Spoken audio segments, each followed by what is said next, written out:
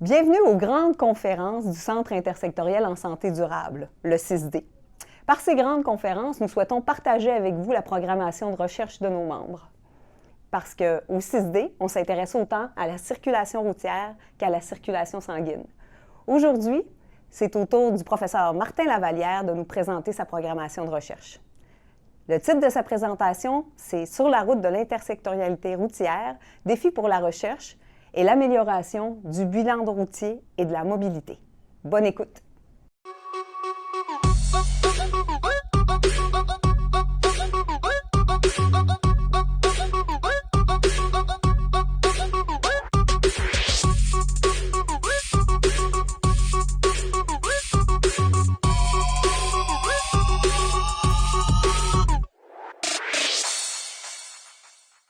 J'espère que vous allez bien. Je suis content de vous voir en grand nombre. Vous avez peut-être remarqué que je ne suis pas Catherine. Vous êtes des très fins observateurs. Alors, je m'appelle Simon, je suis professeur ici aussi. C'est un grand plaisir pour moi de vous introduire à Martin qui va nous parler aujourd'hui d'insécurité routière. Moi, c'est un sujet qui me touche beaucoup. Je ne connais pas beaucoup les sujets de recherche de Martin. Alors, moi, je suis très content de découvrir ça avec vous aujourd'hui. Mais Martin, c'est un collègue que moi, j'aime beaucoup. On travaille beaucoup ensemble. C'est Monsieur Solution. Donc, je n'ai pas le temps de venir le voir avec un problème qui a déjà des solutions. Je suis à la veille de venir te voir avec mes rénaux de maison. J'ai beaucoup d'espoir. Alors, merci Martin d'avoir accepté l'invitation du CISD aujourd'hui. Et sinon, quand vous aurez des questions tout à l'heure, on va vous demander d'aller au micro qui est juste là pour qu'on puisse vous entendre. Je vous rappelle que tout ça est enregistré par MaTV dans le cadre d'un partenariat d'émission avec le CISD et la chaîne communautaire MaTV. Alors, merci tout le monde d'être là et merci Martin. Merci Simon pour la pression avant de débuter ma présentation. Je vais peut-être juste répéter les mots de mon garçon qui m'a déjà dit un jour. Il dit « Papa, t'es bon pour plein de choses, mais les rénaux, t'es vraiment pas le meilleur. » C'est pour ça qu'on appelle Papy pour qu'il vienne à la maison. Fait que je te présenterai mon père après la présentation. Merci tout le monde d'être là pour la présentation d'aujourd'hui. Je vais essayer de vous faire ça de façon relativement assez succincte pour vous présenter les différents grands thèmes là, dans un continuum, oui, d'insécurité routière. Pourquoi insécurité routière? Bien, on le présente souvent positivement, mais malheureusement, on n'y arrive pas beaucoup, puis je vais essayer de vous présenter pourquoi aujourd'hui. La route sur laquelle nous roulons, je le présente dans un contexte de sécurité routière, c'est aussi de remettre en place le rôle de la voiture au 21e siècle. La voiture qui était une condition un petit peu oligarque là, au début des années 1900 d'accessibilité, de passer de la calèche à chevaux à une voiture avec les modèles Ford T. On a passé avec tout ça avec tout un contexte d'utilisation ou de surutilisation, ce qu'on va appeler parfois de l'auto solo. Donc, une démultiplication de la voiture qui est utilisée à usage indépendant. Certaines résidences qui ont 3, 4, 5 voitures en fait pour desservir toute l'habitation. Donc, c'est tout un challenge qui est associé à tout cela. Arrimé à tout cela, on a une question de vieillissement et de sécurité routière. On l'a vu, les dernières réglementations ont changé là, tout dernièrement. Ça a fait un petit peu un tollé au niveau de la Société d'assurance automobile. Des suivis médicaux qui sont faits dans un continuum de vieillissement de par la détection peut-être de maladies neurodégénératives par rapport aux troubles cognitifs légers ou maladies d'Alzheimer. Bien, c'est associé à tout cela un grand signe d'autonomie et d'indépendance. On pense à l'accessibilité au permis de conduire à nos 16 ans. On y rêve, on y pense. On va faire peut-être pour certains d'entre vous des cours théoriques, des cours pratiques. On va vouloir se pratiquer, accéder à l'autonomie que pourrait m'offrir la voiture. Bien, cette autonomie-là et cette indépendance-là, elle est aussi associée à tout un continuum pour la personne qui vieillit. C'est question de mobilité, la voiture, on devrait plutôt dire le transport dans son sens plus large, mais c'est aussi une question d'accessibilité à l'emploi, c'est une question d'accessibilité aux soins et services qui peuvent être sous-jacents à un vieillissement réussi ou à un vieillissement chez soi. On a toute une disparité géographique au Québec. On peut penser à des grands centres urbains comme Montréal où il y a une desserte de transport en commun, de transport actif, de taxi, de métro, d'autobus. On passe peut-être pas très rapidement. En fait, on n'a pas besoin d'aller très loin des grands centres urbains au Québec pour réaliser que tous ces accès-là à de la mobilité autre que la voiture auto-solo, ils disparaissent subitement. Plus de taxis, plus d'autobus, plus de transport en commun, plus de transport adapté. Comment les gens vont pouvoir demeurer dans ces milieux-là pour assurer une non-dévitalisation en fait, de plusieurs milieux au Québec? Et les autres formes de transport, est-ce qu'elles existent? Puis on va les aborder vers la fin de ma présentation. En fait, ici, ce que vous avez là, graphiquement au tableau des années 1972 à 2022, là, le bilan routier vient tout juste de sortir au niveau de la Société d'assurance automobile du Québec. c'est qu'on a une rapide chute, en fait, là. Puis cette chute-là, en fait, dans un certain sens, elle est positive au Québec. C'est une amélioration, en fait, de notre bilan routier dans un continuum total. Ce qu'on voit cependant, c'est qu'avec les années 2020, avec la COVID, il y a eu une réduction relativement assez drastique de l'année précédente, de 2019, du bilan routier. C'est un peu plus normal. On était littéralement attachés à nos maisons. Personne ne sort, tout le monde est en télétravail, forcé, obligatoire, les couvre-feux. On a vu une réduction drastique du bilan routier au Québec. Cependant, bien, on observe qu'en 2021 et en 2022, qui sont nos 2 années post-pandémie, bien, on revoit une annotation, en fait, dans ce continuum-là total, une réaugmentation à notre bilan routier. Bien que certains soient restés en télétravail, qu'on normalement circule moins sur notre réseau routier, bien, malheureusement, on n'a pas vu une perduration, en fait, une continuité de cette réduction-là d'amélioration du bilan routier. On a même vu, là, au-delà des collisions, puis des infractions plus augmentées, en fait, au niveau des grands excès de vitesse. Donc, peut-être certains croyant que le réseau routier est maintenant libre de tout, il y a moins de gens sur le réseau routier, bien, les gens ont commis, en fait, plus d'impairs en termes de sécurité routière. Ma sécurité routière, comment on la présente? Puis c'est la figure que je vais utiliser tout au long de ma présentation d'aujourd'hui. C'est un continuum. Idéalement, ce qu'on veut surtout prévenir, c'est à la fin complète de mon graphique que je vous présente à la droite, c'est la collision qu'elle soit mortelle, blessé grave, blessé léger, ou blessure mineure, ou simplement de la tôle qui a été froissée dans une collision ou un poteau qui est tombé. C'est ce qu'on veut prévenir, c'est la survenue d'événements qu'on veut éviter dans tout un continuum. On parle aussi de réduction des impacts. On a vu une grande amélioration du bilan routier dans les dernières années avec l'amélioration de la capacité des véhicules à absorber ces impacts-là, à se déformer en mécanique, en fait, ici, pour prévenir le transfert de cette énergie-là de la collision vers le conducteur, vers les passagers, vers les usagers vulnérables. Ce à quoi on va se concentrer, en fait, c'est ce qui se trouve un petit peu plus à la gauche de cette fameuse figure-là. L'automobile et son développement, bien, le challenge que ça pose, cette amélioration-là dans les dernières années de mon bilan routier, vient aussi avec une augmentation de la masse de mes véhicules. On a de plus en plus d'options, on le voit un petit peu avec la figure qui est à la gauche, on a de plus en plus des gros véhicules. Puis pour ceux qui n'ont pas de problématique au niveau des visions des couleurs, on voit on a un cône rouge et un cône bleu qui est présenté au niveau de la figure à la gauche. Ça, c'est ce qu'on appelle les angles morts au niveau du véhicule, en fait, lorsqu'on est simplement assis et l'angle mort qui se situe à l'avant de notre véhicule. On a souvent l'idée, lorsqu'on apprend à conduire, le fameux acronyme RACRAM, de vérifier avec son clignotant, ses rétroviseurs, les angles morts avant de changer de voie. Mais il y a plein d'angles morts qui se situent tout autour de votre véhicule. Puis ça, c'est différentes démonstrations qui en sont faites. Là, exemple ici, avec un Ford F-150, qu'une personne de plus petite taille a un angle mort qui va jusqu'à 10 pieds à l'avant du véhicule, donc c'est 3 mètres littéralement.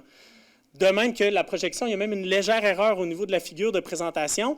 Bien que l'axe de croisement est présenté au sol, en fait, c'est l'axe de croisement d'un cône qui a été utilisé pour la démonstration qui est à 75 cm de hauteur du sol.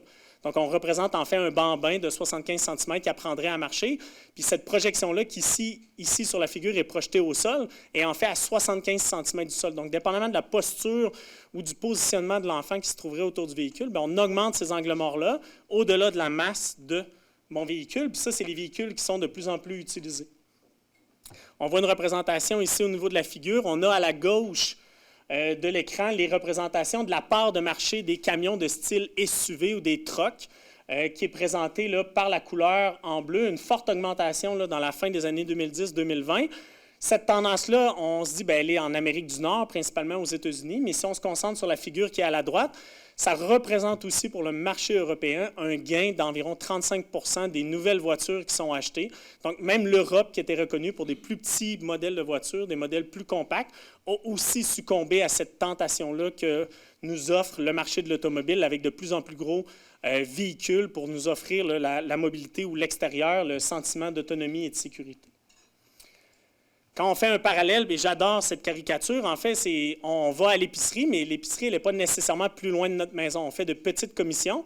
Puis finalement, on a de plus en plus de gros véhicules, en fait, pour des baguettes à l'épicerie qui sont peut-être, elles, de plus en plus petites, de par l'attrition du marché et le prix des aliments dans les supermarchés. Bien, c'est ce qu'on a changé, en fait, pour la faible utilisation. Puis je suis très conscient qu'il y a certaines personnes qui ont réellement besoin de leur voiture dans le cadre de leur fonction, que ce soit un camion pour les gens qui font du transport de marchandises ou des choses autres. On a quand même eu une tendance à grossir nos modèles de véhicules, la taille, leur masse, pour en fait des besoins qui n'ont pas nécessairement très changé. on passe dans ce contexte de véhicule-là, bien, comment on est capable d'arrimer dans un continuum total l'amélioration de mon bilan routier de façon générale. On présente ici les 5 E de la sécurité routière, c'est autour de ces axes-là que vont se présenter les différentes interventions que je vais vous présenter aujourd'hui. La première facette au haut de la diapositive qui représente l'éducation, c'est en fait comment on éduque, comment on sensibilise les conducteurs, les usagers du réseau routier à une conduite plus sécuritaire. L'évaluation, c'est la figure de la présentation du bilan routier que je vous ai fait. On peut mettre en place des mesures coercitives, on peut mettre en place des mesures éducatives pour améliorer le bilan routier. Je me dois toutefois d'évaluer ces modalités-là, à savoir, est-ce qu'elles sont positives, est-ce qu'elles sont neutres, ou elles ont peut-être même des effets néfastes sur mon bilan routier. L'encouragement, l'empowerment, c'est les moyens mis en place par les communautés, puis je vais y revenir tout à l'heure. L'ingénierie, c'est comment on modifie nos infrastructures. On a vu à Métabetchouan-Lac-à-la-Croix, il y a des annonces qui ont été faites là, tout juste hier par rapport au décès d'une jeune fillette là, qui est survenue l'été dernier. Là, on annonce une modification du réseau routier, une ingénierie différente du réseau routier physiquement pour essayer d'atténuer l'impact des collisions qui pourraient survenir à des intersections. Des voies séparées, des voies médianes, des intersections, de la signalisation. Comment on joue sur la structure physique de nos milieux. Le dernier volet, la mise en application, c'est l'enforcement. C'est littéralement ce que les gens critiquent toujours pour améliorer le bilan routier. Ils ne veulent pas de policiers qui donnent des contraventions, puis ils disent, vous avez meilleure affaire que de donner des contraventions sur le réseau routier, arrêter les bandits, alors que pourtant, il serait simple de ne pas avoir de contravention pour excès de vitesse. La limite de vitesse, elle est affichée aux abords de la route, respectez-la, puis c'est réglé. On pourrait attitrer nos policiers à d'autres choses si c'est votre seul argument pour améliorer la tâche de la pratique policière. Tout ça, ça se découle comment? On a les collisions mortelles, c'est la pyramide des événements routiers. Nos collisions mortelles, nos collisions avec blessures, nos collisions sans blessure, ce qu'on va appeler des quasi-collisions, ça, c'est les ouf dans votre quotidien comme usager de la route. C'est ouf, j'ai failli me faire frapper à l'intersection.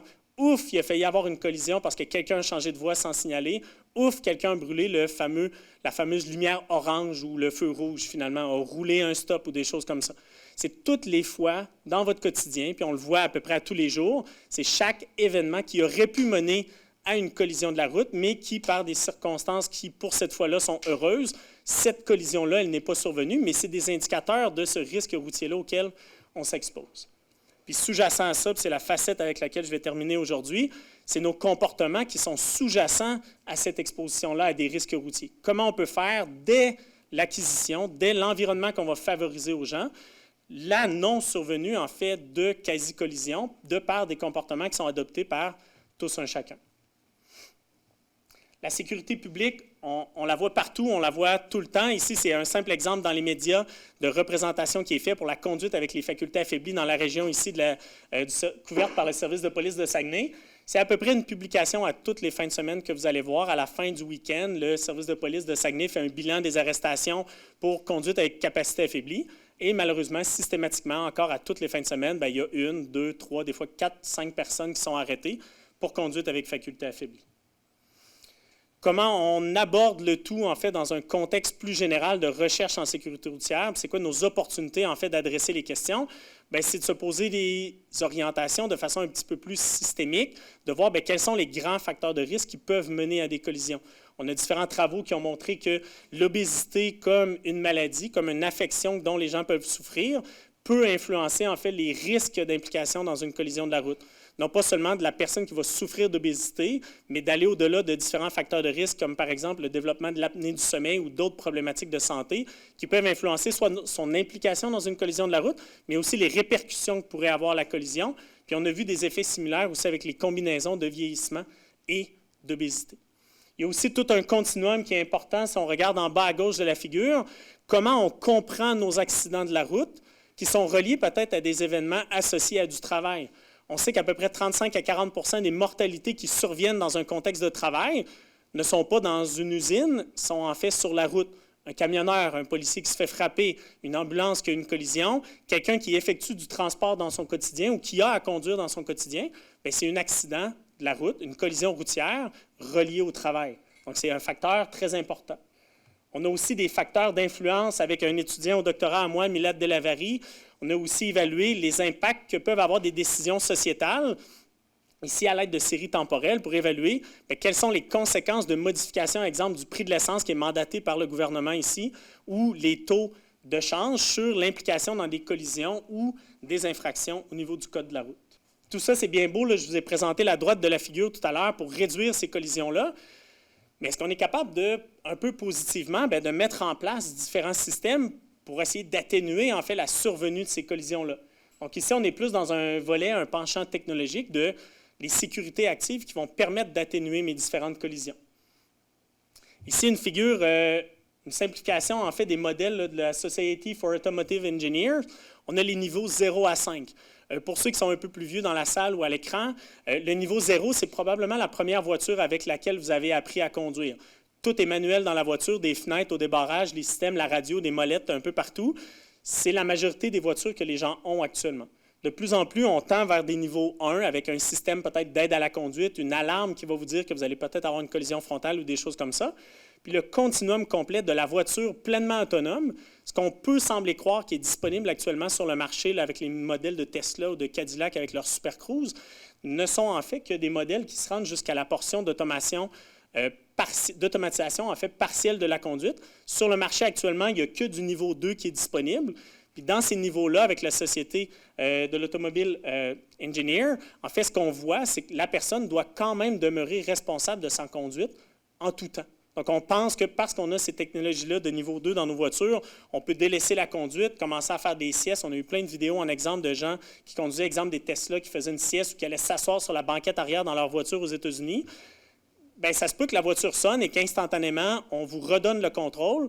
Puis un peu, en fait, comme on le voit dans le domaine de l'aviation avec des pilotes ultra formés, ultra en santé et ultra sélectionnés parmi très peu, bien là, on retourne tout ce volet-là d'automatisation et de reprise en cas de difficulté à monsieur, madame, tout le monde qui ne sont pas nécessairement la crème de la crème pour faire un parallèle avec Top Gun.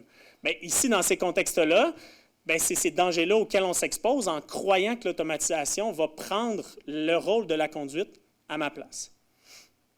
Un exemple assez simple ici, là, ne vous en faites pas, la voiture était stationnée, là, on est sur le parking, donc la raison pour laquelle j'étais détaché.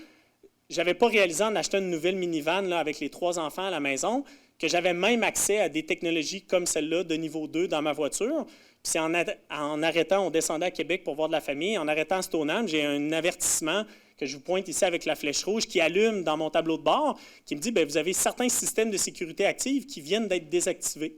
Ah! Surprise, le concessionnaire avait oublié de me dire que pour le prix de la voiture que j'avais achetée, qui était assez exorbitant, bien, ça faisait partie des options que j'avais. Bien, ces technologies-là, elles sont présentes dans mon véhicule, mais elles ne fonctionnent pas nécessairement tout le temps non plus. Puis toute cette automatisation-là, bien, qu'est-ce qu'elle nous amène à voir? Bien, quelles actions le conducteur va mettre en place pour soit utiliser, mal utiliser, ou peut-être ne pas utiliser, ou ne pas être conscient que ces technologies-là, elles existent dans sa voiture. En marge avec ces technologies-là, comme les véhicules ont grossi dans les dernières années, on voit aussi des écrans qui sont de plus en plus gros dans les voitures. On a des augmentations par des écrans tactiles. Il y a différents projets de recherche qui ont été menés à peu près partout dans le monde qui démontrent que ces écrans tactiles-là, en fait, sont en partie moins efficaces ou parfois un peu plus longs à utiliser que les bons vieux boutons à roulette, à molette qu'on tourne et qu'on fait une dépression sur le bouton.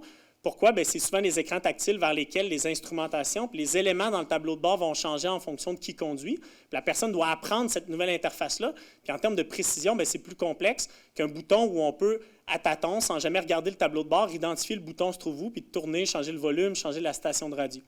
Bien, cet agrandissement de ces écrans-là nous amène à tout un défi de compréhension de la distraction aussi dans les véhicules. Ça, c'est un exemple de travaux que j'ai fait lorsque j'étais au postdoctorat aux États-Unis, mais c'est la continuité des projets qu'on réalise ici aussi au Québec, à Chicoutimi. On instrumente en fait des véhicules pour mieux comprendre le comportement du conducteur, puis aller au-delà de la collision. C'est la survenue de l'événement que je ne veux pas comme chercheur. Qui plus est, bien, des fois, on effectue ces tests-là où on est assis sur la banquette arrière. Bien évidemment, vous comprendrez qu'on ne veut pas être assis dans une voiture avec laquelle on va favoriser un environnement qui pourrait générer une collision pour notre conducteur, pour sa sécurité, pour notre sécurité, mais aussi pour la sécurité du public dans l'environnement dans lequel on va réaliser ces tests-là. Puis avec des environnements comme ça qui sont documentés, on peut tester des technologies, des tâches de distraction au volant pour documenter leurs impacts qui sont systématiquement négatifs sur la conduite. bien, on est capable d'aller chercher des informations comme l'information de recherche visuelle, la qualité de la recherche visuelle, et parfois dans cette recherche visuelle-là, bien, est-ce qu'il y a des événements ou des éléments dans mon environnement de recherche visuelle qui deviennent littéralement omis par mon conducteur. Les gens vont arrêter de regarder dans un endroit d'intérêt comme l'angle mort, les rétroviseurs, le rétroviseur arrière, parce que la tâche qu'ils réalisent, autre que la conduite, comme parler au téléphone, entrer une adresse de navigation ou changer la radio, les distrait de la tâche principale qui est la conduite. Puis ça impacte leur recherche visuelle, puis ils vont manquer des événements lorsqu'ils conduisent. Tout ça, ça nous amène à un contexte où, en fait, on avait déjà évalué, puis ça, c'est des travaux là, avec lesquels j'ai débuté, en fait, où j'ai été initié à la recherche. On avait montré qu'en fonction de différents contextes de conduite, bien, que la conduite, ce n'est pas une tâche qui est uniforme en termes de demande cognitive. Premiers travaux réalisés avec Vincent Quentin, qui est maintenant à l'UQTR, c'est des travaux où on montrait en fait qu'en fonction du contexte dans lequel la personne a conduit, bien, cette charge-là cognitive associée à la conduite, ici on est en simulateur, mais il y a des travaux qui ont été faits sur la route qui montrent des effets similaires, bien, plus ma situation de conduite, elle augmente en complexité, bien, plus ça augmente ma charge cognitive lors de la conduite. Certains vont nous dire, oui, mais Martin, c'est peut-être des effets de jeûne ou de vieillissement, mais en fait, les effets étaient exacerbés chez nos conducteurs aînés. Donc, la charge cognitive, elle était présente, mais elle était même augmentée chez ces conducteurs-là. Puis, des travaux intéressants qu'on a faits avec des collaborateurs au MIT, on s'est dit, bien, lorsqu'on est, exemple, sur l'autoroute, puis on fait simplement une tâche de distraction cognitive où je ne fais pas manipuler le véhicule, rien, on observe même des comportements d'autorégulation qui ne sont pas nécessairement conscients chez les personnes. Les gens effectuent moins de changements de voix lorsqu'ils sont distraits. Vous allez me dire, bien, c'est parfait, Martin, les gens ils changent moins de voix, fait qu'ils sont peut-être conscients qu'ils sont distraits, alors qu'en fait, ils ne sont pas nécessairement distraits. C'est que les situations de conduite qu'on a testées nous démontrent que nos conducteurs, en fait, ils sont saturés cognitivement. Ils réduisent leur vitesse, non de façon consciente, mais parce que pour permettre à libérer un peu d'espace cognitif, bien, ils ralentissent, ils changent moins souvent de voix. Puis lorsqu'on vérifie leur vérification visuelle, bien, les vérifications visuelles sont tout de même dégradées. Ils font de moins bonnes vérifications visuelles, ils cherchent l'environnement de façon moins adéquate. Ça représente un risque sur la route qui est encore très important.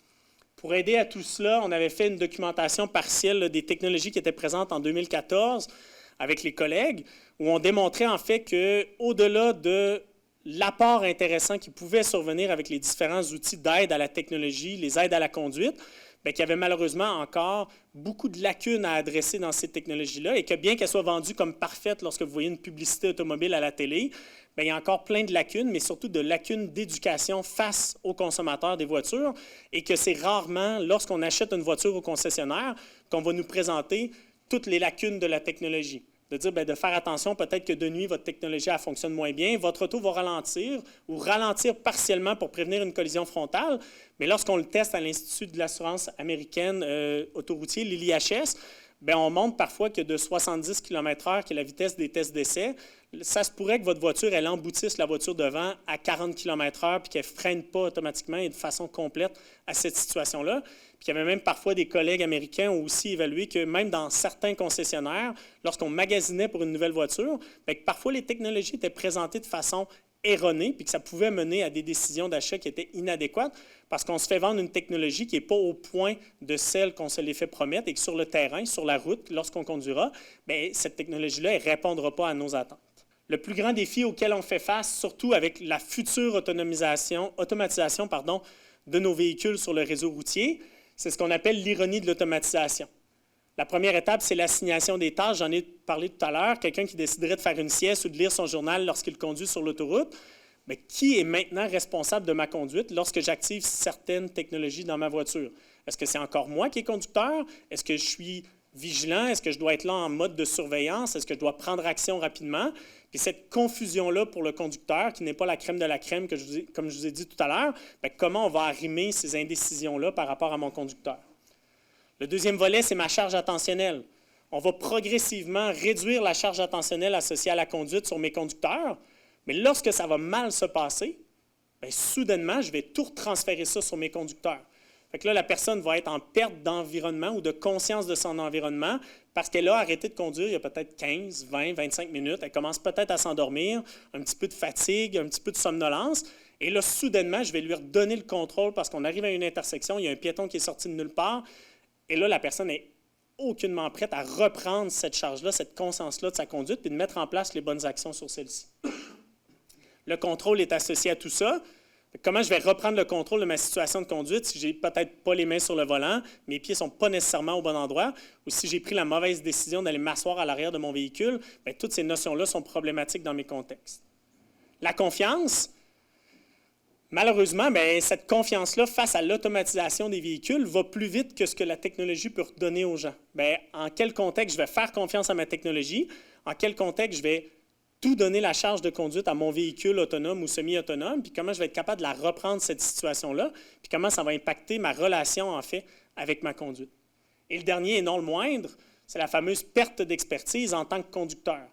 On met un paquet de restrictions sur nos jeunes conducteurs au début. On leur fait commencer à conduire avec un moniteur de conduite. On leur fait commencer à conduire avec quelqu'un qui s'assoit à côté d'eux pour les aider à détecter des cues, des repères visuels dans l'environnement. Et là, il va falloir différencier maintenant ce qu'on fait comme comparaison, en fait, de le kilométrage qu'on parcourra dans une année avec une voiture peut-être autonome versus le kilométrage qu'on aura conduit dans une année.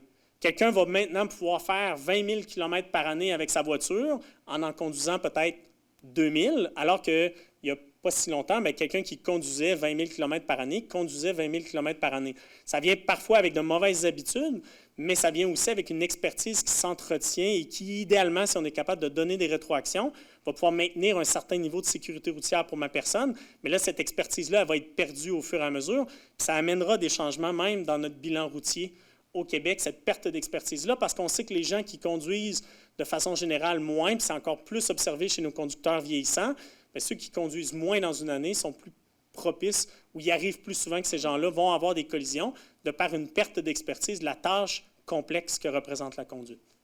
Pourtant, il y a un paquet de solutions simples lorsqu'on parle de distraction au volant. J'ai parlé de gros écrans tout à l'heure ou de situations comme ça. Les solutions, elles sont à portée de la main. Ici, c'est un exemple de capture d'écran que je vous ai fait.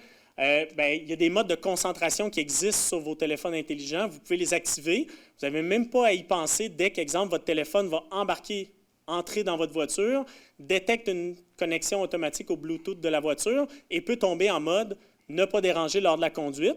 Et si vous voulez utiliser le téléphone, exemple, parce que vous êtes passager, bien, vous devrez, comme sur la figure au centre, dire que vous n'êtes pas au volant parce que ça pourrait détecter un déplacement en autobus aussi. Mais là, si la personne est assise dans l'autobus, elle n'a pas besoin de conduire, bien, il est bien normal qu'elle puisse utiliser son téléphone et ne pas être distraite lorsqu'elle conduit. Bien, ici, c'est tout un contexte de la technologie qui permet de réduire cette distraction-là. Elle est existante, elle est disponible. Là, il reste à savoir, bien, est-ce que les gens vont adopter ou est-ce qu'on va toujours être penché à retourner sur notre téléphone cellulaire? Un exemple, et je l'expliquais tout à l'heure à des collègues, aussi tard qu'hier, je quitte l'université en voiture, je m'en vais pour un rendez-vous. En entrant sur le boulevard Talbot, il y a une jeune dame qui vient de se faire arrêter par un policier du service de police de Saguenay. La dame quitte son site d'arrestation. Elle n'a pas 200 mètres de fait. Là, on est entre deux intersections sur le boulevard Talbot. Elle n'a pas 200 mètres de fait, commence déjà à réavoir une conduite erratique un petit peu. Puis lorsque je passe juste à côté d'elle, bien, la dame est déjà avec son téléphone cellulaire en train de texter pour se rendre à la prochaine lumière, probablement pour mettre sur ses réseaux sociaux ou texter à ses amis « Hey, tu sais pas quoi, je me suis probablement fait arrêter », alors que la police de voiture est encore derrière elle et la suit jusqu'au prochain feu.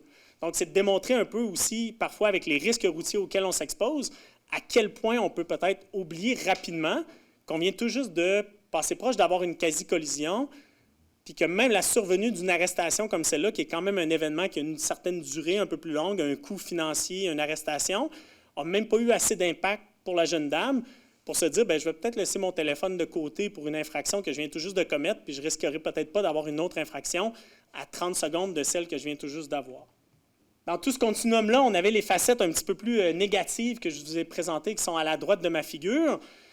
Comment maintenant, comme société, comme conducteur ou comme usager de la route au Québec puis partout ailleurs dans le monde, comment on arrive à mettre tout ça dans un contexte de prévention des collisions qui aura une influence automatiquement sur ma sécurité routière et ma mobilité. Les premiers efforts qu'on a faits, on a différents exemples de collaboration qui sont en place. On a Bob Menelas qui fait des travaux ici au département d'informatique mathématique sur de la réadaptation avec des camionneurs, une collègue à l'Université de Sherbrooke, Marie-Claude Ouimet, avec qui on collabore là, avec ce qu'on appelle le bébé sim, qui est le bébé simulateur, et la maman simulateur, qui est un écran là, à projection de 180 degrés. Différents projets où on a montré en fait que on sait ou on est conscient que parfois certains conducteurs ont des erreurs ou des mauvaises habitudes de conduite, mais à partir du moment où on leur offre un environnement dans lequel ils peuvent pratiquer, et on leur donne une rétroaction spécifique à leurs erreurs de conduite, bien, on est capable de corriger ces mauvais comportements-là de conduite pour qu'ils améliorent en fait leurs compétences de conduite de façon générale. On a aussi montré avec des collègues chiliens, Ignacio Castellucci, dans une récente revue systématique, en fait, que bien qu'il y ait des programmes qui soient offerts, exemple, à nos personnes aînées, qui sont plus souvent des programmes de type théorique, où les gens vont s'asseoir, un peu comme on le fait de façon générale en présentation aujourd'hui. Je vais vous avoir donné un paquet d'informations sur la sécurité routière, ne quoi faire, ne quoi pas faire lorsque vous conduisez, laissez votre téléphone de côté. Bien qu'au-delà de la formation ou de la sensibilisation pédagogique seulement, il faut vraiment être en mesure, être en place, que la personne puisse pratiquer les manœuvres de conduite qui sont non adéquates qu'elle réalise pour être capable de les corriger, comme on le ferait dans un environnement sportif. Vous pouvez penser à votre pratique de golf pendant tout l'hiver. Si vous ne la pratiquez pas durant l'hiver, bien, il y a très peu de chances que votre jeu de golf se soit amélioré pour l'été. C'est un peu la même chose avec votre patinage. Là, moi, je ne sais pas patiner. J'ai bien beau essayer de penser que je vais être un meilleur patineur. Si je ne pratique pas mon patin, bien, je n'améliorerai pas mon patin. C'est un peu le même contexte avec la conduite. Comment on peut faire tout ça, puis accompagner aussi dans un continuum de vieillissement nos conducteurs? Bien, il y a différents outils sur lesquels on a travaillé, d'outils de sensibilisation à la formation clinique, que ce soit pour les médecins généralistes, les médecins qui vont œuvrer aussi auprès de différentes clientèles. Ici, le référencement là, vient dans le précis de pratique de gériatrie d'Arcan et Hébert, mais ce continuum-là de santé, il ne doit pas seulement être vu pour une personne qui vieillit. On associe souvent le vieillissement avec une perte du permis de conduire de façon quasi automatique, mais en fait, ce qu'il faut réfléchir, c'est souvent les conditions de santé associées à mon vieillissement qui vont faire que la personne va perdre ou va avoir des restrictions sur son permis de conduire. Puis ces restrictions-là, elles peuvent apparaître aussitôt qu'à l'âge de 20 ans, de 25 ou de 35 ans. Que ce soit des problématiques visuelles, des problématiques de santé métabolique ou des choses comme ça, mais il faut les réfléchir, puis il faut sensibiliser nos conducteurs à l'impact de leur état de santé sur leur capacité à conduire. Ici, des travaux que je réalise avec une étudiante au doctorat, Camille Savoie, on a en fait travaillé à se concentrer sur l'impact des infirmières, des groupes de médecine familiale en première ligne, à savoir bien, comment on peut les aider, parce qu'elles sont identifiées par la Société d'assurance automobile du Québec à œuvrer puis à signaler parfois certains conducteurs qui seraient à risque, mais elles étaient toutefois que très peu formées ou que très peu outillées pour intervenir avec ces conducteurs-là, qui présentent peut-être dans des trajectoires, exemple de maladies d'Alzheimer ou de troubles cognitifs légers, comment on peut les aider à les guider dans leurs décisions pour mieux aider le conducteur à risque, qu'il soit vieillissant ou non, puis de les sensibiliser en leur donnant des outils d'aide à la décision pour prévenir en fait que le permis soit finalement retiré une fois que la personne elle a une collision de la route. Puis au-delà de ces trousses-là qui sont faites en accompagnement, exemple des infirmières en première ligne, on travaille aussi actuellement avec le CIS de Chaudière-Appalaches sur le développement d'outils aussi pour des intervenants de première ligne qui ne sont pas du milieu de la santé, mais qui sont parfois dans des milieux bénévoles. Des gens qui vont voir, exemple, à des maisons des aînés ou à des municipalités qui sont sous-desservies parfois par le réseau de la santé, comment on peut les aider à guider puis à outiller nos personnes aînées lorsqu'ils arrivent peut-être à des moments charnières par rapport à leur conduite. Comment on peut arriver en amont à prévenir une éventuelle perte de permis de conduire. Il se pourrait que cette perte-là de permis n'arrive jamais dans le continuum de vie de la personne, mais si on peut le planifier à l'avance, de prévoir des déplacements, des modalités de transport qui diffèrent du cursus habituel de l'auto-solo, ça a aussi un impact très positif chez la personne parce qu'on sait que ça atténue aussi les symptômes de dépression qui sont souvent associés à une perte de permis de conduire soudaine chez mes aînés. Comment tout ça, ça peut se faire? Bien, on parle de sécurité routière, on parle de mobilité, mais cette mobilité-là, elle ne se fait pas seulement en auto-solo ou en voiture. Ici, je vous présente Agnes, qui est Age Gain Now Empathy System. C'est un système sur lequel on a travaillé lorsque j'étais au doctorat.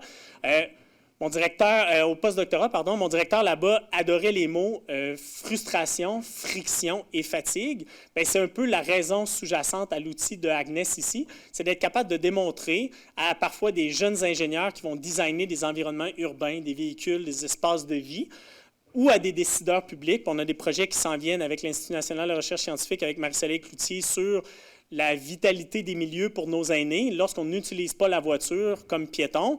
Bien, quelles sont les frictions auxquelles on va se frotter si on n'a pas une voiture dans un milieu de vie? Je peux arriver à une intersection, il n'y a pas de traverse piéton.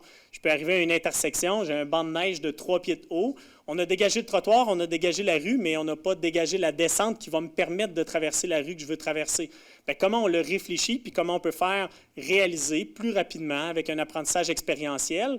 C'est quoi les effets d'un vieillissement parfois pathologique? Puis de permettre à la personne de se mettre à la place de l'individu qui va subir ces frictions-là dans son quotidien, la fatigue, la frustration, et de voir c'est quoi les obstacles dans l'environnement construit qu'on offre à nos personnes. Comment on peut voir tout ça? Je vous l'ai mentionné tout à l'heure, on a aussi des projets qui sont avec le service de police de Saguenay, l'École nationale de police ou Urgence Santé à Montréal. Comment pour nos travailleurs professionnels dont la conduite est partie inhérente de leur situation de travail. Pour monsieur, madame, tout le monde, on peut leur dire, demain, il annonce une tempête de neige là, à peu près sur tout le corridor maritime du Saint-Laurent. C'est simple, c'est rester à la maison, faites du télétravail.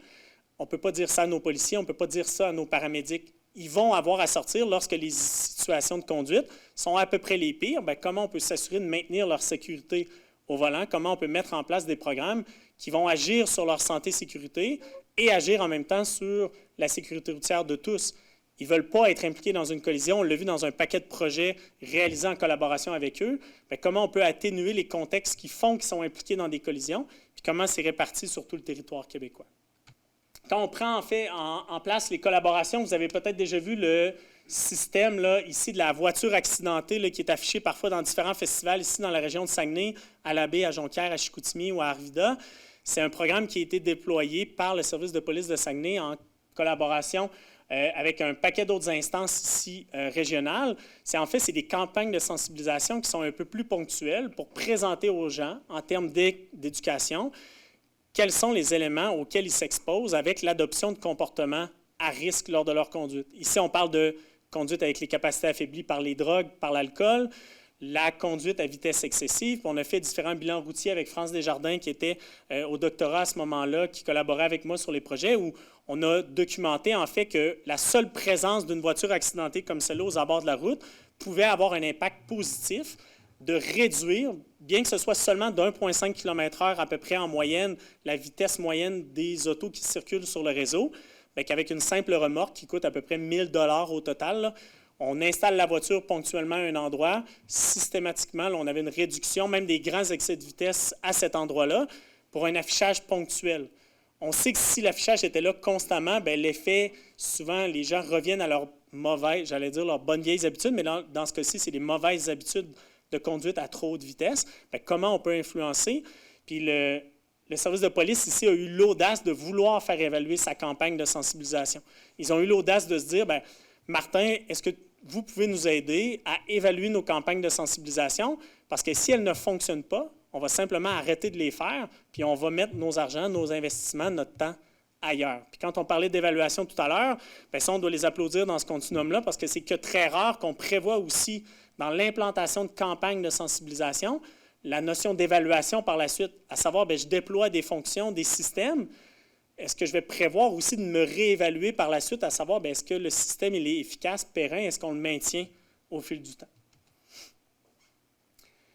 Tout ça, ça vient aussi avec le service de police de Saguenay à l'évaluation d'une campagne Impact qui était faite au théâtre municipal là, à l'Abbé. Toute une campagne, en fait, qui sensibilisait les jeunes sur les impacts de la consommation d'alcool, dans le cas présent, et des drogues, sur la capacité affaiblie et la prise de risque et surtout les conséquences que ça peut avoir chez les jeunes, à peu près dans la période des avant-balles. On est à peu près au début du mois de mai. Là, la dernière présentation a été faite en 2019, là, le contexte de COVID n'aidant pas. Mais déjà, le service de police de Saguenay s'est retourné et s'est dit, peut-être qu'on peut passer à des modalités différentes, peut-être en format capsule vidéo ou en modèle un peu YouTube ou en courte capsule pour promouvoir des échanges parce qu'on sait que les jeunes sont sensibilisés à des événements comme celle-là en termes de campagne de sensibilisation. Ça frappe leur imaginaire et ils nous rapportent aussi conduire moins fréquemment ou ne pas vouloir embarquer avec quelqu'un qui aurait les capacités affaiblies dans leur continuum total. Tout ça, dans des campagnes de prévention, on a aussi évalué avec eux et les services de raccompagnement là, des accompagneurs ou des travailleurs sociaux l'utilisation de coupons Cool Taxi. On se dit, là, on essaie de prévenir à la base les comportements de vitesse excessive, on essaie à la base de prévenir les moments où nos jeunes conducteurs, de façon sensibilisée, on leur dit qu'il n'est pas bien de conduire avec les capacités affaiblies. Mais c'est quoi le dernier filet social qu'on leur donne au dernier moment où ils seraient peut-être à risque de conduire avec les capacités affaiblies? Ici, c'était la distribution en fait, de coupons Cool Taxi au niveau des avant-balles par des travailleurs sociaux, où en fait, on réalise que les jeunes arrivent sur les sites de l'événement, puis au moment de leur départ, on leur donne des coupons Cool Taxi pour qu'ils puissent retourner à la maison de façon sécuritaire avec un transport sécurisé qui est un taxi. Les estimations qu'on en a fait ici, en fait, c'était de voir, bien, si la personne ne prend peut-être pas la décision de partir avec sa voiture, mais prend la décision de partir à pied, le territoire il est très vaste. Souvent, les avant-balles sont réalisées dans des quartiers vraiment éloignés des centres-villes où il n'y a pas de taxi nécessairement, il n'y a pas de transport en commun, de retour possible de façon sécuritaire. Bien, c'est quoi le total de kilomètres, en fait, qu'on prévient comme piéton en capacité affaiblie? Parce qu'il y a un risque d'exposition aussi sur le réseau routier. On a parlé tout à l'heure de traverse piétonne, de signalisation de lumière qui est peut-être insuffisante sur le réseau routier. Bien, comment on est capable de retirer mes jeunes de ces situations-là à risque pour prévenir des éventuelles collisions? Tout ça, ça s'arrime. Là, vous voyez, j'ai parti dans un continuum du conducteur un peu plus vieux ou vieillissant vers nos plus jeunes usagers de la route. On travaille aussi actuellement là, sur des volets de brigade débarcadère avec Marie-Soleil Cloutier, une collègue à l'INRS, sur comment on peut favoriser, dépendamment des environnements et des structures, un environnement qui éloigne le plus possible la voiture de mon milieu scolaire, où j'ai une grande majorité d'utilisateurs piétons. C'est nos enfants, c'est les élèves qui fréquentent nos quartiers. Puis comment on est capable d'atténuer ces différentes situations-là. Il y a des événements qui ont ramené l'événement qui se situe, en fait, c'était ce matin que ça se produisait, là, ça concordait avec l'événement d'aujourd'hui. Mettons fin à l'insécurité routière en zone scolaire, le 24 janvier, la fin de la récré a sonné. Là, ici, on ne parle pas de contexte scolaire ou de service de garde. On est vraiment dans un contexte où on aborde la question de la sécurité routière dans toutes les écoles au Québec. Il y a des événements malheureux là, qui sont survenus à l'automne dernier à Montréal. Là, une jeune Ukrainienne qui arrivait, vient tout juste d'immigrer à Montréal pour finalement se faire frapper sur un coin de rue, là, elle est décédée suite à la collision. Bien, c'est ces événements-là. Oui, là, on parle du haut de la pyramide que je vous ai parlé tout à l'heure, mais quand vous parlez à des parents ou vous regardez ce qui se passe aux abords des écoles, bien, toutes ces notions-là de quasi-collision, elles sont quotidiennes, elles sont à la minute, à la seconde. Dès qu'on a des usagers vulnérables, nos piétons, les enfants, bien, on a souvent des comportements inadéquats des usagers de la route qui se font en parallèle. Puis ce qui est encore plus paradoxal, c'est que la majorité des parents, lorsqu'on les sonde, ils nous disent « je vais porter mes enfants à l'école parce que c'est dangereux d'y aller à pied, les autos roulent très vite ». En début de chaque année, j'aurais pu vous remontrer des coupures de presse là, de cette année. Le service de police de Saguenay le font. La CA Québec fait des campagnes de sensibilisation à Québec, à Montréal avec tout ça. Qui sont les parents qu'on arrête pour excès de vitesse, pour avoir brûlé des stops dans les quartiers de zones scolaires? Bien, c'est systématiquement les parents qui vont porter leurs enfants à l'école en disant que c'est dangereux parce que les conducteurs ne respectent pas le code de la sécurité routière, alors que c'est eux-mêmes qu'on arrête pour avoir commis exactement les mêmes infractions. Bien, ce paradoxe-là, un peu de l'œuf ou la poule, de l'insécurité pour mon enfant, bien, il faut juste prendre le temps de se regarder dans le miroir, puis c'est souvent nous les propres acteurs de cette insécurité-là dans nos milieux, nos environnements construits pour nos enfants. Notre continuum, notre sécurité, bien, vous le voyez, on a essayé de passer de la droite de ma figure vers mon grand cercle vert. Quelles sont les actions qu'on peut mettre en place, nos actions, nos responsabilités, pour ce continuum-là, afin de l'éviter, cette portion-là, à la droite de ma figure. Comment on met en place des actions préventives dans tous les milieux, qu'on soit en milieu urbain, qu'on soit en milieu rural, à forte ou à faible densité de population. On est capable de pister différentes réflexions, différents moyens pour améliorer le bilan de tous. Ici, je le passe rapidement, mais tous ces projets-là, en fait, ils seraient littéralement impossibles sans la grande collaboration. Là, j'ai quelques étudiants qui sont assis à l'arrière, mais dans tous les étudiants, qu'ils soient en lien direct ou non direct, parfois ils collaborent à des collègues de données, différents collègues là, qui étaient soit étudiants gradués avec nous, bien, ces projets-là, ils sont réalisés aussi avec eux. J'ai mentionné différents collègues là, qui sont soit ici au Québec ou à l'international. Ces projets-là, on les réalise avec eux. Une volonté, en fait, de faire changer les choses dans cet axe-là de prévention. Mais surtout, les acteurs du milieu, ici, c'est une représentation là, d'une des dernières pièces qui avait été faite pour Impact, tout spécialement là, à Luc Tardy, là, qui est assis sur la participante à la pièce, là, qui est ici en fauteuil roulant, Dr Mainville, qui est au service d'urgence ici au CIUS, à l'hôpital de Chicoutimi.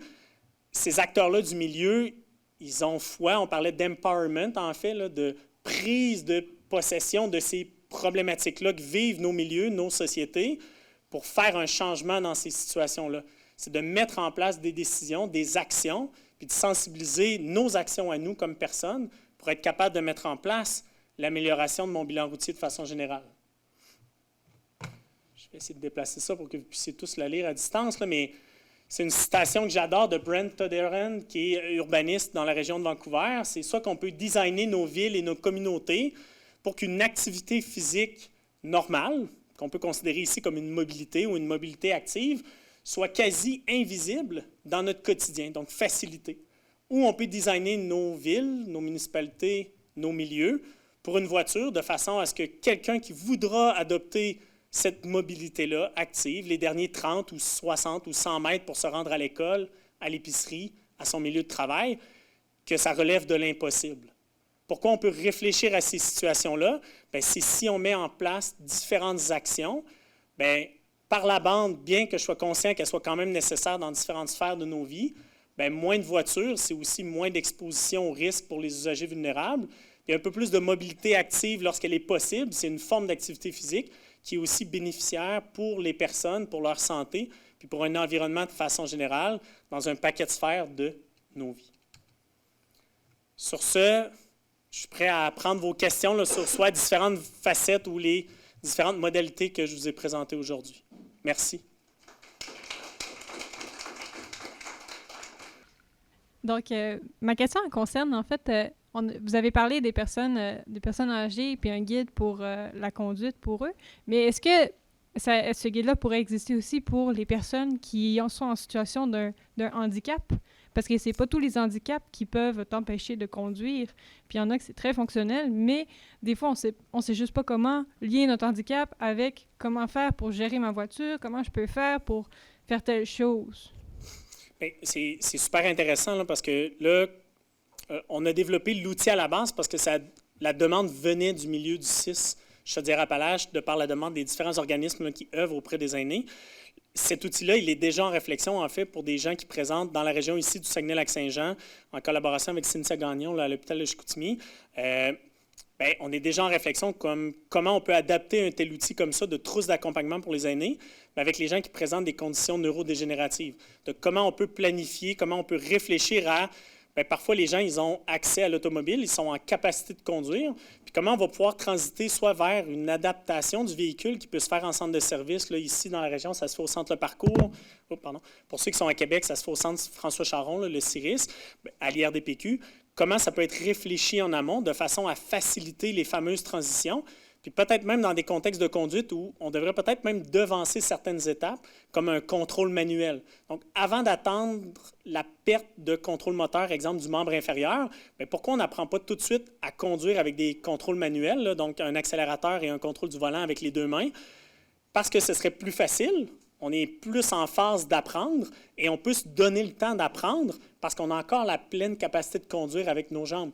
Alors que si on attend un peu à la dernière minute, un peu comme la personne qui perdrait soudainement son permis pour une condition de santé X ou Y, là, à la dernière minute, elle doit apprendre à utiliser le transport en commun, utiliser l'autobus, redécouvrir son quartier de façon piétonne alors qu'elle n'avait peut-être pas l'habitude. Puis c'est cet effet-là soudain qu'on essaie d'atténuer. Puis pour des gens qui sont en situation de handicap, souvent, c'est soit avec l'accès à la conduite. Les programmes sont de plus en plus disponibles, mais oui, ça pourrait être développé dans des contextes de trousse comme celle-là. Tantôt, tu parlais de le bilan là, qui est à chaque lundi matin, la police de Saguenay, faculté affaiblie. Récemment, quelqu'un que je connais, en fait, je ne le connais pas parce que tous mes amis respectaient déjà le 2 à 6 consommations depuis des décennies. Là. Mais c'est quelqu'un qui connaît quelqu'un qui a été arrêté, puis pété à ballon, .085, puis il a été innocenté parce qu'il n'y avait pas les facultés affaiblies. Et les policiers ont témoigné que c'est vrai, cette personne-là n'avait pas les... Fait qu'il y a une différence entre le .08 et les facultés affaiblies ou non. C'est quoi les... Il y a tout un continuum, puis c'est probablement ma collègue Marc-Claude Ouimet à l'Université de Sherbrooke, au campus à Longueuil, qui serait beaucoup plus apte à répondre à cette question-là. Mais pour avoir collaboré à l'ancien format de la table québécoise en sécurité routière qui était piloté par Jean-Marie Deconinck à l'époque, il y a toute une notion ici où il faut différencier la notion de capacité affaiblie et de capacité affaiblie avec l'alcool et avec les drogues. Quelqu'un pourrait être fatigué, vous pourriez avoir passé la nuit sur la corde à linge, extrêmement somnolent, vous avez un rhume, vous avez peut-être pris un petit médicament là, antigrippal ou anticongestion qui a peut-être des impacts de somnolence sur votre capacité à conduire. Et les policiers peuvent être à même de vous arrêter, sans même pour capacité affaiblie, sans même avoir à vous faire souffler dans un alcotest. Là, ce qu'on oublie aussi dans le continuum d'arrestation là, pour capacité affaiblie, c'est qu'aux abords de la route, quelqu'un qui se ferait arrêter, exemple, dans un barrage, là, il y en a souvent, là, il y a des campagnes qui sont faites durant le temps des fêtes. Aux abords de la route, on n'a jamais un indicateur numérique du taux d'alcoolémie de la personne dans son sang. Tout ce qu'on a, c'est pass, warning ou un fail.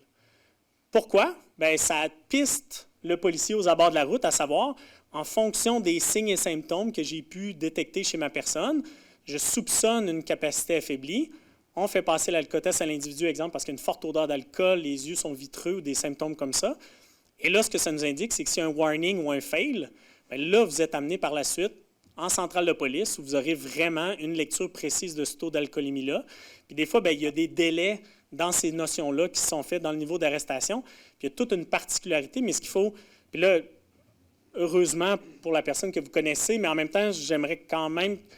Rendu à 0,08 consommation, là, pour atteindre des niveaux de consommation-là d'alcool, nous, on le faisait en laboratoire, puis on attendait que les personnes reviennent à zéro avant de repartir, là, parce qu'on les faisait conduire sur simulateur. Vous prenez une bière aux 15 minutes pendant 45 minutes. Fait que c'est 3 consommations d'alcool à l'intérieur de 45 minutes. Et on n'atteignait pas toujours, dépendamment des individus, encore le 0,08, mais juste visuellement dans le laboratoire, on pouvait savoir la condition expérimentale de la personne sans savoir combien elle avait consommé. Il se pourrait que ça ne se reflète pas nécessairement toujours sur la conduite, comme elle a été évaluée à l'instant présent par les policiers. Mais ça ne prévient pas que 15 minutes plus tard, que la personne ne soit pas en train de louvoyer ou en train d'avoir des comportements un petit peu bizarres ou erratiques. Puis là, c'est de discerner qu'on peut quand même être arrêté pour capacité affaiblie, sans aucun test d'alcotest ou des épreuves comme ça. Puis il en va aussi des capacités de la personne. Mais idéalement, le message qui est principalement porté, c'est, lorsque c'est possible, c'est plus simple de juste prendre la décision. C'est le message que porte la SAAC ou les différents corps de police. Si vous décidez de conduire, bien, prenez la décision d'être conducteur désigné sans aucune consommation. Comme tu sais, le fameux papier de Drew Dawson en 98, là, 18 heures d'éveil, si on mesure les temps de réaction, c'est comparable à quelqu'un qui est à 0,08. Est-ce qu'il y a déjà eu des condamnations pour fatigue au volant? Tu sais, un individu qui aurait été négligent, qui n'a pas dormi de la nuit, nuit blanche, parce que si on pense aux résidents en médecine qui sont obligés, ou aux infirmières dans supplémentaire obligatoire, il y a plein de gens même dont l'assureur, pas l'assureur, mais l'employeur ne garantit pas leur pleine sécurité là, de par les conditions de travail. Est-ce qu'il y a déjà eu des condamnations pour fatigue au volant? À ma connaissance, j'ai jamais vu en fait de données statistiques qui portent sur nos bilans routiers. Puis ça serait vraiment intéressant de le voir parce qu'en fait, il y a toute une notion aussi dans un continuum de... On a le bilan routier québécois, mais souvent quand on voit le bilan routier québécois puis on voit le nombre, exemple, d'arrestations avec accusation pour capacité affaiblie, c'est la même pointe de l'iceberg que j'ai mentionné tout à l'heure. Ça, c'est ceux dont le processus juridique est allé jusqu'à la fin et il y a eu condamnation officielle au code criminel pour la personne. Cependant, en amont, bien, on sait qu'il y a beaucoup d'arrestations, parfois, qui vont se faire pour capacité affaiblie ou des choses comme ça, qui ne passeront pas nécessairement une étape d'accusation au code criminel ou en fonction des poursuites avec le DPCP, qui peuvent être intéressantes, mais pour faculté affaiblie, exemple, par fatigue comme ça, je ne le sais pas. Toutefois, je sais qu'il y a certains papiers là, qui... Là, ça remet en question toutes les notions de temps supplémentaire obligatoire et de la façon dont on documente les accidents de la route au Québec. Puis je sais que c'est différent. J'ai des collègues au Portugal que c'est documenté de façon différente. Exemple, le résident, bien, on sait que les résidents ou exemple du TSO, bien, on augmente les risques de retour à la maison suite à des grandes heures de travail ou les résidents en médecine de par des fatigues accrues.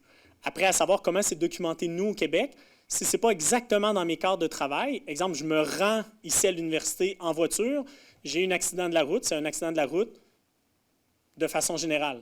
Mes collègues au Portugal, c'est je me rends à mon travail, si j'ai une collision de la route, c'est documenté comme un accident de travail. Puis nous, ici, ça dépend souvent de l'origine de la destination. Parce qu'exemple, si je pars de la maison puis je me rends à Québec ou à Jonquière pour une conférence ou une rencontre, bien là, parce que je ne me rends pas à mon lieu de travail usuel, là, je suis considéré au travail.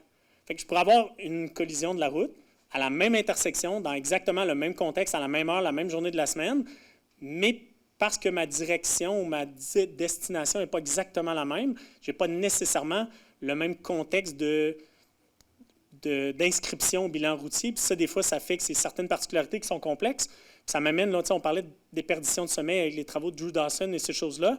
Bien, on a encore une grande difficulté, puis c'est des projets sur lesquels on travaille, là, d'adjoindre des données de la SAC avec des données de la RAMQ pour avoir un portrait précis de quel est le portrait de santé de mes conducteurs.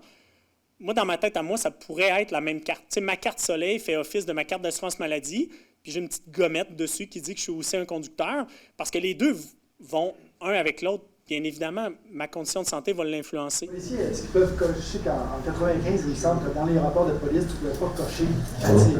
Aujourd'hui, est-ce qu'ils peuvent cocher fatigue sur leur rapport? Il y a des notions de fatigue qui sont maintenant dans les bilans, puis c'est encore les 3 raisons principales là, dans nos bilans routiers. Là, c'est les excès de vitesse, l'alcool. Il y a une certaine notion de fatigue qui est de plus en plus documentée de par une meilleure sensibilisation des différents corps de police impliqués dans ces évaluations-là. Puis le dernier, c'est l'alcool et les drogues, finalement. Mais on est dans tout un continuum où on essaie de faire parler les 2 bases de données. Comme conducteur, normalement, on doit auto-déclarer nos problèmes de conduite, nos problèmes de santé, à la SAC, à savoir est-ce que les gens le font, que très peu, à part les lunettes de prescription, parce que ça a peu d'influence sur notre détention du permis, mais les gens souvent déclarent que très peu leurs vrais problèmes de santé à la SAC, alors que les 2 pourraient être faits de façon conséquente. Puis on aurait un portrait beaucoup plus précis, que ce soit pour un paquet de problématiques de santé, soit d'affections psychologiques, des effets de santé mentale. Puis là, on aurait peut-être des avenues d'intervention qui seraient beaucoup plus intéressantes que d'y aller vers des bilans statistiques où ça nous montre les prévalences de certains problèmes de santé.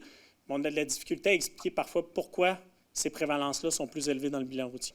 C'est un point, là, oui, merci Jacinthe. En fait, là, les gens à la ville de Saguenay, en fait, puis j'ai parlé du service de police de Saguenay tout à l'heure, là, on a vraiment comme un paquet de projets qui sont soit en train de se terminer, qui sont en cours, qui sont en continuation. Puis, du moins, là, les collaborations qu'on a en place avec le service de police de Saguenay, ils sont incroyables. Là. Ils sont ouverts à donner accès à une partie de leurs données. Je parlais tout à l'heure d'arrestation pour capacité affaiblie. Bien, nous, on a accès, là, en fonction de nos demandes éthiques, à les données avant accusation criminelle. Fait qu'on a vraiment des portraits précis de la population qui se fait arrêter, les origines-destinations, finalement, où les gens consomment et où ils s'en vont quand ils se font pincer pour arrestation. Puis finalement, on réalise que les gens, ils boivent à peu près localement pour se rendre localement chez eux, puis qu'ils sont peut-être pas très loin de chez eux, finalement. Fait que peut-être que la solution, elle serait de retourner à pied ou de prendre un taxi. Mais les gens ne veulent pas, c'est des alternatives qu'ils ne voient pas. Mais quand on met en place, tous les frais qui sont associés, là, ça peut aller jusqu'à 10 000 une accusation criminelle de conduite avec capacité affaiblie. Quand on fait la somme, après plusieurs années, de toutes les conséquences qu'on a subies, peut-être que le 40 ou 60 à l'instant présent de taxi, bien que la dépense puisse sembler être élevée, elle vaut la peine avec une répercussion à long terme. Bien, écoutez, je vous remercie tout le monde de votre participation. Merci Martin de nous avoir instruits sur ce sujet-là. J'espère que tu ne prendras pas trop de vacances dans les prochaines années parce qu'on a vraiment besoin que tu continues ton travail. Malheureusement, il nous reste encore beaucoup de travail, là, mais on va l'aborder dans une façon préventive et on espère que ça va aller mieux.